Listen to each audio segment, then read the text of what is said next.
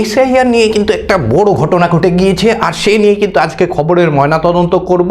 আপনারা জানেন ইতিমধ্যে কিন্তু 5 জন AEROকে সাসপেন্ড করেছে, কিন্তু আমরা যদি দেখি তাহলে দেখতে পাবো নির্বাচন কমিশন।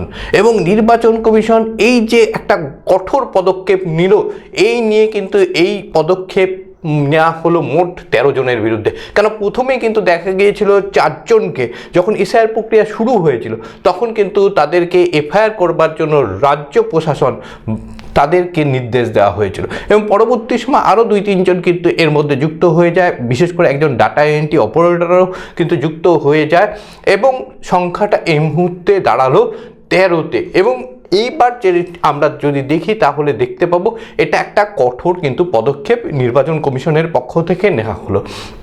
রাজ্যে এই মুহূর্তে কিন্তু আমরা জানতে পেরেছি যে এসআইআর প্রক্রিয়া একেবারে শেষ মুহূর্তে কাজ চলছে, এবং 28শে ফেব্রুয়ারি একটা লক্ষ্যমাত্রা রাখা হয়েছে, যেদিন কিন্তু চূড়ান্ত তালিকা ঘোষণা হবে। এবং তার ঠিক আগে এই কঠোর পদক্ষেপ কেন নেওয়া হলো?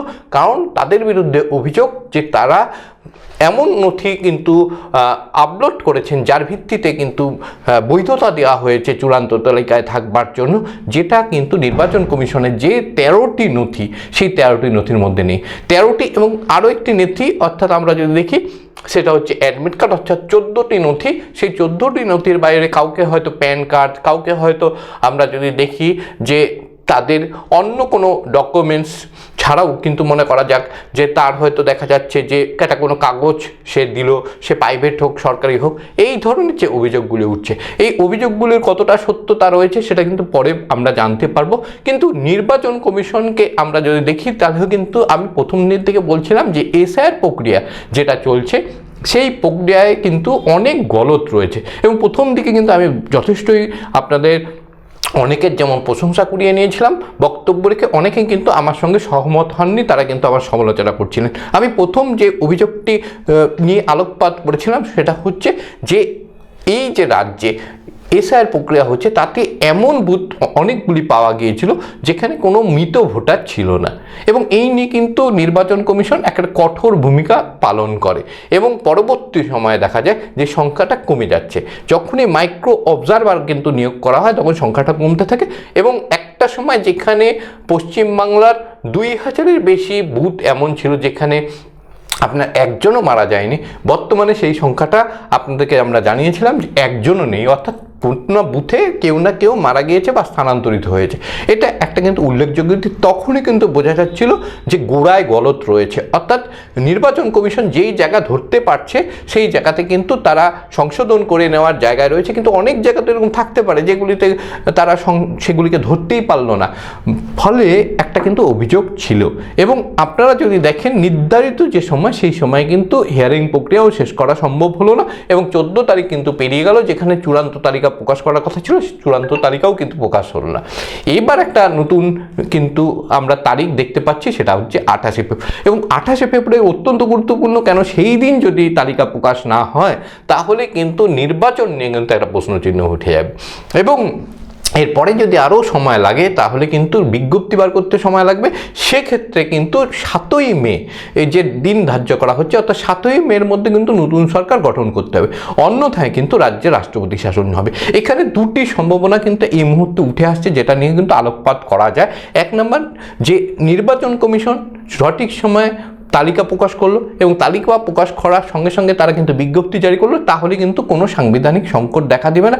রাজ্যে সঠিক সময় ভোট হবে, সে 1 দফায় হোক কি 8 দফায় হোক, এবং আমরা যদি দেখি তাহলে দেখতে পাবো সঠিক সময় সরকার গঠন হবে। কিন্তু এই দিনক্ষণ যদি পিছিয়ে যায় তাহলেও কিন্তু আবার দুটি সম্ভাবনা তৈরি হবে। তাহলে কি সম্ভাবনা? এক নম্বর হচ্ছে, যখন নির্বাচন কমিশন বিজ্ঞপ্তি জারি করলো, যখন ভোট হলো, তখন কিন্তু সরকার, আমরা যে সরকারের আমল রয়েছে সেখানে কিন্তু থাকতে পারলো, কিন্তু দেখা গেল ভোট প্রক্রিয়া হতে হতে ফলাফল প্রকাশ হতে হতে একটা সময় লেগে গেল, তাহলে কিন্তু নতুন করে একটা কিন্তু আমরা যদি দেখি সম্ভাবনা থাকছে যে এই সরকারের মেয়াদ ফুরিয়ে গেল, তখন রাষ্ট্রপতি শাসনের কিন্তু দেখা গেল যে গণনাটা শুধুমাত্র হচ্ছে, অর্থাৎ এই সম্ভাবনাও কিন্তু উড়িয়ে দেওয়া যাচ্ছে না। কিন্তু আমরা দেখতে পাচ্ছি শেষ মুহূর্তে এসে আমরা নির্বাচন কমিশনকে কঠোর অবস্থান নিতে দেখছি। এই অবস্থানটা যদি তারা মানে গত 3 মাস আগে নিত, তাহলে কিন্তু আজকে যে অভিযোগগুলি উঠছে সেই অভিযোগগুলিও হয়তো উঠতো না। নির্বাচন কমিশনকে আগেই কঠোর অবস্থান নেওয়া উচিত ছিল। যখনই তারা দেখলেন যে এত বড় একটা গলত রয়েছে, 4 জন বিএলও এবং 1 জন কিন্তু ডাটা এন্ট্রি অপারেটর, মোট হচ্ছে 5 জন। এই 5 জনের বিরুদ্ধে সেই সময় যদি একটা এফআইআর করা হতো, তাদের বিরুদ্ধে কঠোর একটা ব্যবস্থা নেওয়া হতো শাস্তিমূলক তদন্ত করে, এবং তদন্তে যদি তারা দোষী হতো তাদের চাকরি যেত, জেল হতো, তাহলে কিন্তু পরবর্তী সময় এই যে দুঃসাহস যারা দেখিয়েছে তারা কিন্তু দুঃসাহস দেখাতেন না। আমি কিন্তু প্রথমেই বলেছিলাম যে নির্বাচন কমিশনের এসআইআর প্রক্রিয়ার একটা সৎ উদ্দেশ্য রয়েছে, কিন্তু এটা ঘেটে ঘ হয়ে গিয়েছে। আর আজকের দিনে আপনাকে বলছি আমরা যে নির্বাচন কমিশনের এই প্রক্রিয়া শুধু ঘেটে ঘ হয়ে যায়নি, এই মুহূর্তে কিন্তু একেবারে নির্বাচন কমিশনের লেজে গোবরে অবস্থা। কেন? তাদের হাতে সময় নেই যে তারা আরও বেশি সময় নিয়ে এটাকে আরও একটু বেশি রেকটিফাই করে তালিকা আরও কয়েকদিন পিছিয়ে তারা প্রকাশ করবে, কারণ সেক্ষেত্রে কিন্তু তাদের ভোট পিছিয়ে দিতে হবে, এবং সেই সম্ভাবনা থাকলেও কিন্তু এখানে অনেক বিতর্কের অবসান রয়েছে। সুতরাং যেমন বিজেপি চাইছে না রাজ্যে রাষ্ট্রপতি শাসন জারি হোক, কেন্দ্র চাইছে না এখানে রাষ্ট্রপতি শাসন জারি হোক। সুতরাং রাজ্যে রাষ্ট্রপতি শাসন ছাড়া যদি নির্বাচন করতে হয়, তাহলে কিন্তু অল্প সময়ের মধ্যে নির্বাচন কমিশনকে যে ভুল ত্রুটিগুলি রয়েছে সেগুলিকে সংশোধন করতে হয়। আপনারা জানেন প্রথমেই কিন্তু 58 লক্ষ নাম কিন্তু নির্বাচন কমিশন বাদ দিয়েছিল, সেটা নিয়ে কোনো বিতর্ক নেই, সামান্য কয়েকটা অভিযোগ এসেছে। কিন্তু যেটা ঘটেছে তার পরবর্তী সময়ে বিজেপির পক্ষ থেকে বিশেষত বহু ফর্ম 7 জমা দেওয়া হয়েছে, অর্থাৎ যাদের নাম উঠেছে তাদের মধ্যেও কিন্তু অনেকের নাম ওঠা উচিত নয়, এটাই তাদের দাবি ছিল। ফলে সেটাকে একটা দেখার বিষয় রয়েছে। আমরা যদি দেখি 30 লক্ষের মতো এমন মানুষ ছিল যাদের কোনো ম্যাপিং ছিল না, তারা শুধু ফর্ম জমা দিয়েছিল, তাদের কিন্তু আবার তাদের মধ্যে 4 লক্ষ উপস্থিত হয়নি, অর্থাৎ যারা উপস্থিত হয়েছে তাদের নথি দেখে তাদের নাম থাকা উচিত কিনা সেটাও একটা কিন্তু বিবেচনার বিষয়, একটা চর্চার বিষয়। এবং পরবর্তী সময় নন ম্যাপিং যারা ভোটার ছিল তাদের পাশাপাশি কিন্তু ম্যাপ করেছে, কিন্তু ম্যাপিংটা সঠিক হয়নি, এইরকম একটা যে সংখ্যা সেটাও কিন্তু প্রায় 1,30,000-এর কাছাকাছি ছিল। এবং সব মিলিয়ে প্রায় আপনারা যদি দেখেন 1 কোটি প্রায় আপনাকে যদি বলি আমরা 55 লক্ষের মতো এমন ভোটার ছিল যাদেরকে হিয়ারিং প্রক্রিয়ায় ডাকা হয়েছে। এবং সর্বশেষ যে খবর পাওয়া গেছে তার মধ্যে প্রায় 15 লক্ষ উপস্থিত হয়নি, আর উপস্থিত যারা হয়নি স্বাভাবিকভাবে তাদের নাম বাদ যাবে। অর্থাৎ আপনারা ধরে নিতে পারেন এই যে 58 লক্ষ প্লাস 15 লক্ষ, আপনারা ধরে নিতে পারেন যে প্রায় আপনাকে যদি দেখা যায় যে 58 লক্ষ এবং তার সঙ্গে 15 লক্ষ, অর্থাৎ আপনার প্রায় 83 লক্ষের মতো কিন্তু নাম কিন্তু বাদ যাওয়ার সম্ভাবনা রয়েছে। এবং যারা হিয়ারিংয়ে উপস্থিত হয়েছে সবার নামে কি থেকে যাবে? তাহলেও কিন্তু বিতর্ক উঠবে যে সবাই নথি সঠিক দিয়ে দিল। আর এই জায়গাতে কিন্তু নির্বাচন যখন তারা পর্যালোচনা করছে তাদের মাইক্রো অবজারভারদের দিয়ে, তখন কিন্তু দেখা যাচ্ছে বহু ভুয়ো নথি সম্পন্ন কিন্তু নাম আপলোডের সম্ভাবনা থাকছে, এবং সেটাকে এবার কিন্তু ঝাড়াই বাছাই করতে হবে। আর সেই ক্ষেত্রে কিন্তু মনে করা হচ্ছে প্রায় 1 কোটির মতন কিন্তু নাম বাদ যেতে পারে, বা তার কিছু বেশি বা কম। কিন্তু এই জায়গাতেই কিন্তু একটা আমরা যদি দেখি তাহলে দেখা যাবে যে নথিগুলি কিছু অস্পষ্ট নথি হয়তো জমা পড়েছে, কিছু ভুল নথি জমা পড়েছে, কারোর নাম এক তার ছবি আপলোড অন্য হয়ে গিয়েছে। এই ধরনের যে অভিযোগগুলি রয়েছে সেগুলি যখন নির্বাচন কমিশন সঠিকভাবে সেটিকে আবার স্ক্রুটিনি করে সেটাকে ঠিকঠাক প্রকাশ করবার ক্ষেত্রে তাদের হাতে সময় কি রয়েছে। আজকে আপনারা দেখতে পাচ্ছেন যে 16 তারিখ, অর্থাৎ 16ই ফেব্রুয়ারি, হাতে মাত্র আর 12 দিন রয়েছে। অর্থাৎ এই 12 দিনের মধ্যে সেই কাজ সম্পন্ন করে তাদেরকে পূর্ণাঙ্গ একটা তালিকা, চূড়ান্ত একটা তালিকা, সেই তালিকা প্রকাশ করতে হবে। অর্থাৎ নির্বাচন কমিশনের কাছে কিন্তু একটা বড় চ্যালেঞ্জ রয়েছে।